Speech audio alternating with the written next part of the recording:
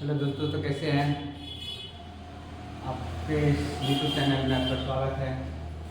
देखिए, आज का जो सवाल है क्लास 10 का ही है। हमने एक सवाल लिया है त्रिभुज चैप्टर से। त्रिभुज चैप्टर से एक सवाल लिया है। इसमें हम लोग क्या कर रहे हैं, इसमें सवाल है कि ABC बहुत इंपॉर्टेंट सवाल है, परीक्षा में अधिकतर जो है वो पूछा जाता है। ABC एक समबाहु त्रिभुज है जिसमें AC और BC जो है वो बराबर है। यदि AB स्क्वायर बराबर 2AC स्क्वायर को सिद्ध करना है कि ABC एक समकोण त्रिभुज है। देखिए, ABC एक समद्विबाहु त्रिभुज है। एक त्रिभुज हम बना लेते हैं।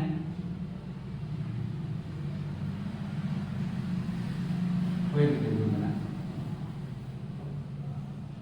इसमें कहा नहीं कि ये समकोण है। समकोण हमको सिद्ध करने से कोई भी त्रिभुज बना लेंगे। AC और BC बराबर दिया है। AC और ये BC जो है वह बराबर है। यदि AB स्क्वायर और 2AC स्क्वायर, सबसे पहले क्या करेंगे, मान लिया कि ABC एक समबाहु त्रिभुज है जिसमें AC बराबर BC तथा AB स्क्वायर बराबर 2AC स्क्वायर।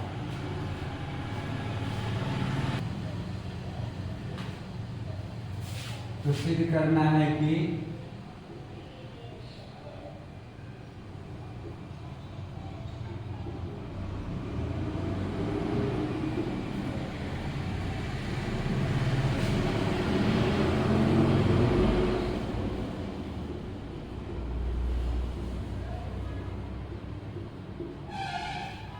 त्रिभुज ABC एक समकोण त्रिभुज।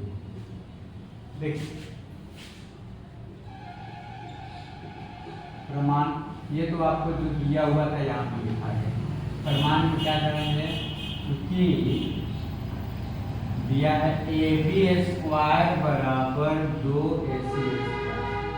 क्वेश्चन में दिया है AB स्क्वायर बराबर 2AC स्क्वायर। अब या AB स्क्वायर बराबर AC square plus AC square लिख सकते हैं। 2AC स्क्वायर है तो AC एक AC और एक और AC, 2AC स्क्वायर, इसलिए 2AC लिख दिए। या AB स्क्वायर बराबर, अब क्योंकि क्वेश्चन में दिया है कि AC और BC दोनों बराबर हैं, तो A व AC को तो छोड़ देते हैं, लेकिन A व AC को हम लोग क्या करेंगे, बदल देंगे। एक AC रहने देते हैं, एक बदल देंगे। यहाँ पे लिख देते हैं AC बराबर BC। क्वेश्चन में दिया हुआ इसीलिए। अब हम जानते हैं कौन सा प्रमेय है,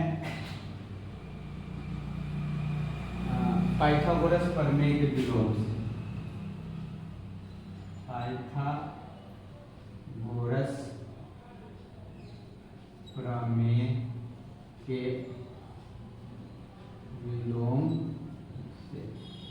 देखिए, पाइथागोरस प्रमेय का विलोम क्या कहता है कि अगर किसी भुजा का वर्ग, किसी त्रिभुज के भुजा का वर्ग अन्य दो भुजाओं के वर्गों के योग के बराबर हो तो जो सबसे बड़ी भुजा होता है उसके सामने का कोण समकोण होता है।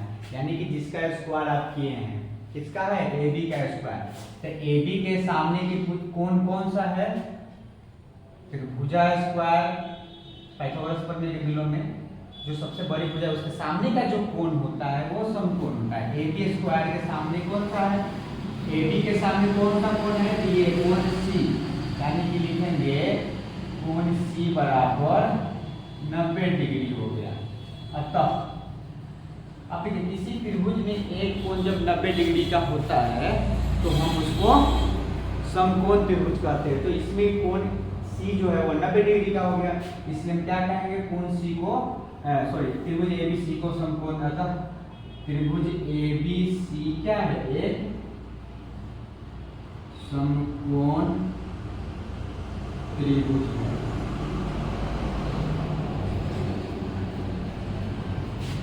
यही प्रमाणित करना है। अगले सवाल की ओर बढ़ते हैं। तो हमने अगले सवाल लिया है घन घनक चैप्टर से है, आयतन और पृष्ठीय क्षेत्रफल वाला।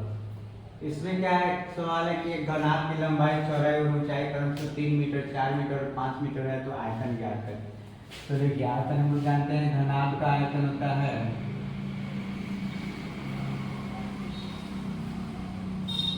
लिख लीजिए कि जो जो दिया है पहले वो लिख लेते हैं। घनाभ की लंबाई बराबर 3 मीटर, चौड़ाई बराबर 4 मीटर तथा ऊंचाई बराबर 5 मीटर। आयतन का फॉर्मूला, आयतन बराबर लंबाई गुना चौड़ाई गुना ऊंचाई। लंबाई 3 मीटर हो गया, चौड़ाई 4 मीटर और ऊंचाई 5 मीटर। 4 के 12, 12 बचे 7। मीटर को मीटर से मीटर में करेंगे तो मीटर के, हमेशा याद रखिएगा इकाई जो होगा यहाँ पर घन हो जाएगा, पावर 3 हो जाएगा। वो इसलिए क्या घन सेमी भी लिख सकते हैं, क्योंकि मीटर को मीटर से गुना करेंगे, मीटर स्क्वायर फिर मीटर स्क्वायर से मीटर में। आयतन में हमेशा घन होता है, वही क्षेत्रफल होता है तो स्क्वायर या वर्ग लिखते हैं। ठीक है, अगले सवाल देखते हैं।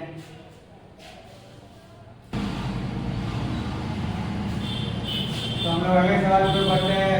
क्वेश्चन है, उस बिंदु का निर्देशांक ज्ञात करें जो बिंदु -1 और 4-3 को मिलाने वाले रेखाखंड को 2:3 के अनुपात में विभाजित करता है।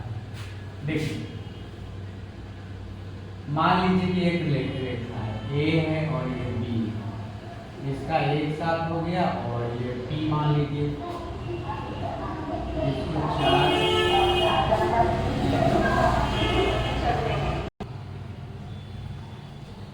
बी हो गया 4-3 और P मान लीजिए कि P जो है वह बिंदु है जो 2-3 के अनुपात में विभाजित करता है। तो यहाँ पर हम लोग 2-3 लिख देते हैं। इसका मान लीजिए x और y।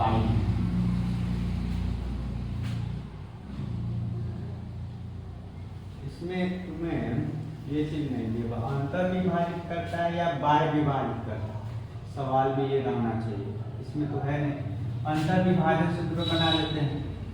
क्योंकि a हो गया आपका -1/7, जिसको हम लोग x1 y1 कहते हैं। अच्छा, इस पर भी कर देते हैं।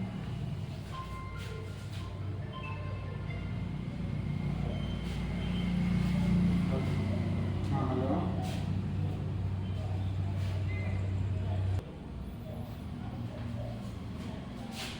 तो ये हो गया और b का निर्देशांक 4-3 और t जो है आप इसको क्या किए मान लिए हैं। अब देखो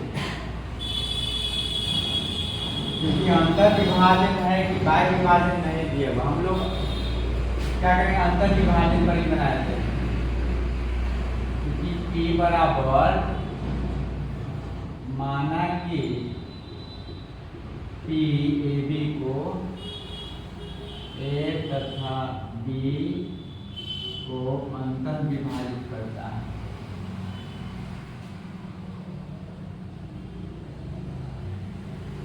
अंतर विभाजित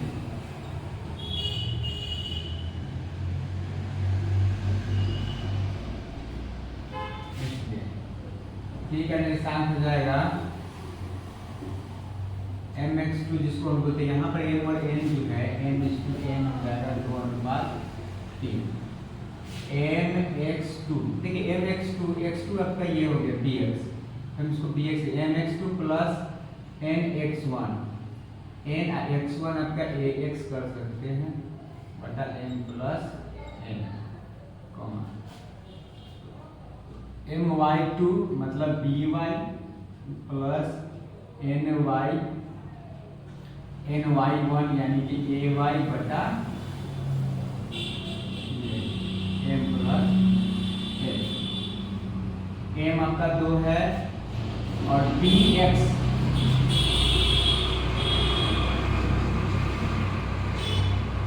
मतलब b का जो x है वो 4 हो गया प्लस n हो गया आपका 3 और ax मतलब a का जो x वाला है -1 बटा m प्लस n 2 जोड़ 3 m बस इसमें भी m वही 2 by -3 और जोड़ n हो गया 3 ay हो गया 7 बटा 2 जोड़ 3।